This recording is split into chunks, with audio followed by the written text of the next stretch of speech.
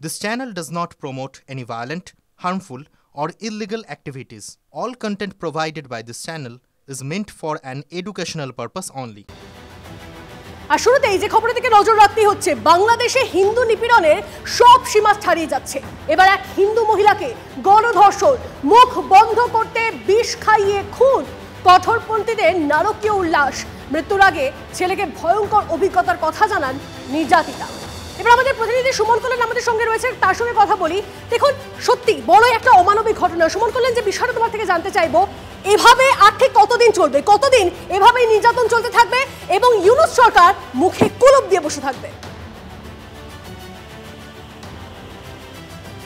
দেখো, ইউনূস প্রশাসন যেদিন থেকে বাংলাদেশের ক্ষমতায় এসছে তারপর থেকে কিন্তু একাধিক এমন পদক্ষেপ আমরা নিতে দেখেছি, তাতে মৌলবাদীরা কিন্তু আরও বেশি প্রাধান্য পেয়েছে বা মৌলবাদীদের আধিপত্য বিস্তার হয়েছে।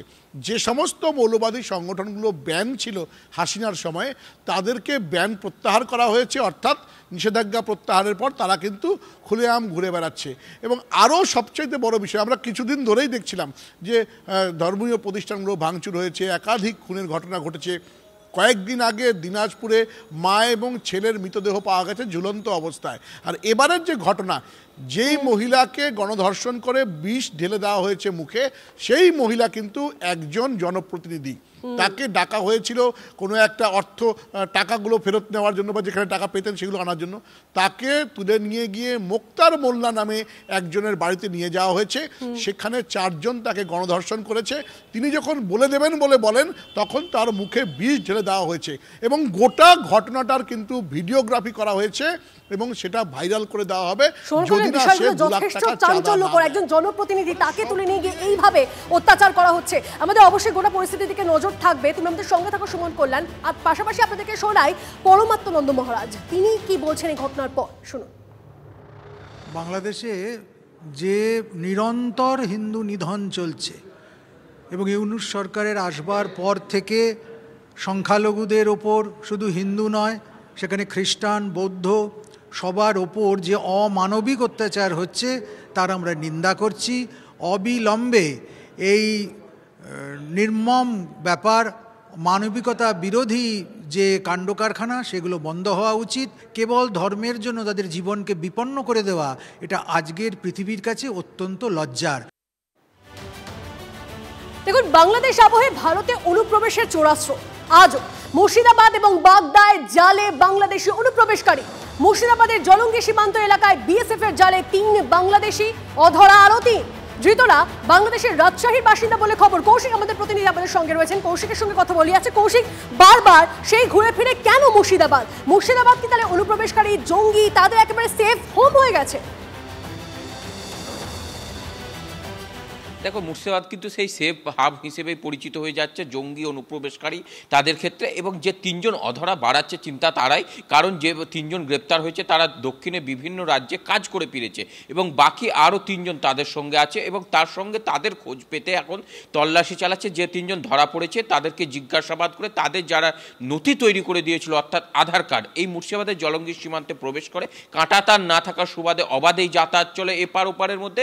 এবং সেখান থেকে সব থেকে বেশি উদ্বিগ্নে যে পরিযায়ী শ্রমিকের নাম করে যারা দক্ষিণে অনেকেই যারা এই জঙ্গি কার্যকলাপের সাথে যুক্ত আছে এমন মনে করছে গোয়েন্দারা। সেই জায়গায় এই যে 3 জন নিখোঁজ রয়েছে, তারা কোনো কি নাশকতার ছক করছিল বা অন্য কি কারণে এপারে এসেছিল, সেটা যেমন এখনো ভাবার বিষয় হয়ে দাঁড়িয়েছে, সেই রকমই গোয়েন্দাদের কাছে ভাবাচ্ছে এই মুর্শিদাবাদ জেলা, কারণ কাঁটাতার না থাকার কারণে অবাধে অনুপ্রবেশ ঘটে। এবং যে ঘটনা ঘটছে, মুর্শিদাবাদকে বারবার করে টার্গেট করে এগোচ্ছে এই অনুপ্রবেশকারীরা, সেই বিষয়টা কিন্তু যথেষ্ট ভাবাচ্ছে গোয়েন্দাদের। আর তার পাশাপাশি এই ঘটনাকে কেন্দ্র করে রাজনৈতিক উত্তাপও চরমে। এই নিয়ে কি বলছেন সুকান্ত মজুমদার, শোনাবো আপনাদের। তৃণমূল কংগ্রেস জঙ্গি সাথী কোনো প্রকল্প তৈরি করেছে কিনা, কিংবা জঙ্গিশ্রী এরকম কোনো প্রকল্প মমতা বন্দ্যোপাধ্যায়ের নেতৃত্বে তৈরি হয়েছে কিনা আপনারা একটু খোঁজ নিন। যে হারে জঙ্গি বেরোচ্ছে, আমার তো মনে হয় এরপরে জেলায় জেলায় জঙ্গিশ্রী প্রকল্প এগুলো চালু হয়েছে এবং কাউকে হয়তো জঙ্গিশ্রী অ্যাওয়ার্ডও দিতে হবে। তৃণমূলের কোন নেতা, শওকতবাবু বেশি করছেন না অন্য কোথাও শেখ শাহজাহান বেশি করছে, বা মালদা জেলার বক্সি সাহেব বেশি করছে, নাকি মুর্শিদাবাদের হুমায়ুন কবির বেশি জঙ্গি বের করতে পারছেন, তার উপর নির্ভর করে জেলায় জেলায় কম্পিটিশন হয়ে জঙ্গিশ্রী উপাধি দেওয়া উচিত এই সমস্ত তৃণমূল কংগ্রেসের নেতাদের। এদিকে পার্ক স্ট্রিটে বাংলাদেশে অনুপ্রবেশকারীর গ্রেপ্তারিতে চাঞ্চল্যকর তথ্য জানা যাচ্ছে।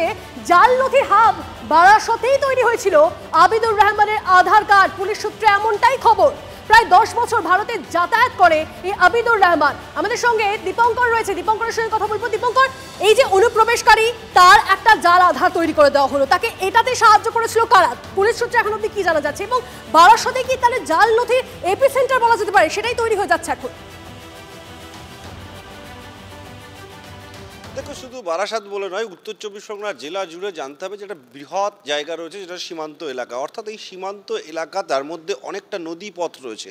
এই নদীপথ এবং যে জায়গাতে ফেন্সিং করা নেই, যেমনটা বাগদাতে ঘটেছে, ফেন্সিং না করা থাকা জায়গায় সেখানে থেকে অনুপ্রবেশকারীরা চলে আসছে। এইভাবে চলে আসার জায়গা উত্তর চব্বিশ পরগনা জেলাতে একটা বৃহৎ এলাকা রয়েছে, আর সেই জায়গাগুলোকেই ব্যবহার করছে অনুপ্রবেশকারীরা। এবং যে ঘটনা আমরা গত কয়েকদিন ধরে দেখাচ্ছি, যেমনটা জানা গেছিল জন্ম সার্টিফিকেট বার করার ক্ষেত্রে কদম্বগাছি বারাসাত পৌরসভা এই জাল জন্ম সার্টিফিকেট বার হচ্ছে, সেই জন্ম সার্টিফিকেটকে ব্যবহার করেই কিন্তু আধার কার্ড, ভোটার কার্ড, পাসপোর্ট এই সমস্ত কিছু তৈরি হচ্ছে। এক্ষেত্রেও কিন্তু তার ব্যতিক্রম হয়নি। বাংলাদেশ থেকে যে সমস্ত নাগরিকরা চলে আসছেন, তারা এসে এদেশে যেহেতু জাল জন্ম সার্টিফিকেট বার হতে পারছে পুরনো ইতিহাসকে কেন্দ্র করে, দেখা গেল 20 বছর 25 বছর আগের নামে একটা জাল জন্ম সার্টিফিকেট হচ্ছে, সেই জন্ম সার্টিফিকেটকে ব্যবহার করেই কিন্তু এই ধরনের আধার কার্ড, ভোটার কার্ড এগুলো তৈরি হচ্ছে। এবং একই সঙ্গে মাথায় রাখতে হবে যে দীর্ঘ পথ রয়েছে সীমান্ত এলাকায়, সেখানে কিন্তু অনুপ্রবেশকারী যেগুলো ধরা পড়ছে সেটা খুব সামান্য। আজকে বারাসাত বা বাগদাতে 2 জন ধরা পড়েছে, কিন্তু এর সঙ্গে আরও যে অনেক আসছে না সেটা কিন্তু নয়। রাজনৈতিক মহলেও কিন্তু এই বিষয়ে উদ্বেগ রয়েছে এবং বারবার আমরা একদম গোটা বিষয়টাই উদ্বেগ বাড়ছে অনেকটাই। অবশ্যই তুমি নজর রাখো এবং সঙ্গে থাকো আমাদের। দেখুন, উৎসবের আবহ, তার পাশাপাশি আসছে বর্ষবরণ, ফেস্টিভ মুডে চলে গেছে কলকাতা, বলা যেতে পারে গোটা রাজ্য। বছর শেষে আনন্দে মেটায় গোটা বিশ্ব। কলকাতাতে পার্টি, হুল্লোড়, পিকনিক, অনেক কিছু চলছে জমিয়ে। তাই হয় প্রত্যেক বছরের মধ্যে, কিন্তু এবার কোন জায়গায় আলাদা জানেন? এই পরিস্থিতিতে জঙ্গি আর অনুপ্রবেশকারীদের বারবারন্ত আতঙ্ক সেটা তো থাকবেই। অল কাইন্ড অফ ইনপুটস, যত ইনপুট আছে সব কিছুই আমরা ইনপুটস নিয়ে আমাদের অ্যারেঞ্জমেন্ট করেছি। অ্যান্ড আমাদের not only STF but we have other teams also, so those teams will be deployed. Kolkata Police's STF and other units they have been activated and ওরা নিশ্চয়ই এই ইস্যুটা দেখছে। দেখুন, বোঝা যাচ্ছে যে সতর্ক কলকাতা পুলিশ। বছর শেষে শহরের হোটেলগুলিতে ঠিক কাদের আনাগোনা জানতে খতিয়ে দেখা হচ্ছে ভিজিটার্স বুক। আমাদের প্রতিনিধি সুশোভন আমাদের সঙ্গে রয়েছেন। আসুন সুশোভনের সঙ্গে কথা বলা যাক। সুশোভন, কলকাতা পুলিশ যথেষ্ট সতর্ক, কিন্তু আমরা দেখতে পাচ্ছি কলকাতা সহ এই রাজ্যের, গোটা রাজ্যের পরিস্থিতি কি? অনুপ্রবেশকারী, জঙ্গি এই সমস্ত তাদের বারবারন্ত বাড়ছে, এবং তাতে এবার ঠিক কোন কোন জায়গায় কোন কোন বিশেষ হোটেলগুলোতে নজর রাখা হচ্ছে, বা কোন কোন জায়গায় বিশেষভাবে সতর্ক পুলিশ, যদি একটু জানাও। দেখো, মূলত পার্ক স্ট্রিট এবং শহর কলকাতার যে হোটেলগুলো রয়েছে, সেই হোটেলগুলো ইতিমধ্যেই কিন্তু যে চেকিং করার যে প্রক্রিয়া, সেই চেকিং কিন্তু হচ্ছে। তুমি দেখতে পাচ্ছ যে শেক্সপিয়ার থানা আজকে বেশ কিছু হোটেলে তারা কিন্তু চেকিং করা শুরু করেছে। এই মুহূর্তে একেবারে হোচিমিন সরণির একটি হোটেলে আমরা বর্তমানে এসছি, এবং শেক্সপিয়ার থানা যারা আধিকারিকরা রয়েছেন তারা কিন্তু এসে হোটেলের প্রত্যেকটি, বলা যায় প্রত্যেকটি হোটেলেই তারা যাচ্ছেন, এবং এই হোটেলেও তারা এসছেন হোচিমিন সরণির। এবং তুমি দেখতে পাচ্ছ এই হোটেলে এসে তারা মূলত ভিজিটার বুক যেটা রয়েছে সেটা, এবং যে আধার কার্ড যারা আসছেন তারা বৈধ আধার কার্ড দেখাচ্ছেন কিনা, একাধিক জিনিস দেখা হচ্ছে। দেখো, তুমি দেখতে পাচ্ছ যে একেবারে যারা অফিসাররা তারা এসছেন। এবং আজকে কি লিস্টটা ফরেন গেস্ট, এটা ফরেন গেস্ট লিস্ট না, এটা পুরো ইনহাউস লিস্ট ওটা আছে। ইনহাউস গেস্ট এর মধ্যে ফরেন গেস্ট কতজন আছে? ফরেন আজকে কেউ নেই। ঠিক আছে, আপনার ফরেন আছে কিছু নেই না? ফরেন গেস্ট কতজনের গেস্ট আছে? Total number of guest full occupancy আছে কি? না, ফুল অকুপেন্সি নেই। মিস্টার আলী খান 401 না স্যার, আর মিস্টার অভিষেক একটা, এটা অভিষেক ওদের ডিজে আছে, ডিজে তো এটা।